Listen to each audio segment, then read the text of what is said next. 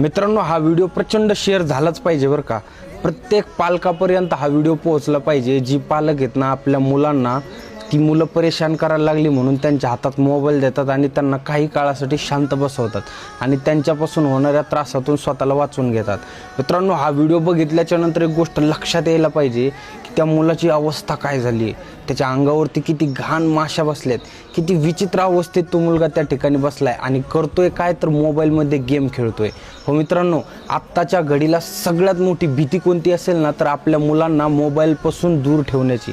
कारण मुलांना मोबाईल बघितला ना तर काहीच सुचत नाही, ना भूक ना तहान ना काहीच कळत नाही, त्यांना फक्त मोबाईल हवा असतो आणि त्यांची अवस्था ही अशी भयंकर झालेली दिसते।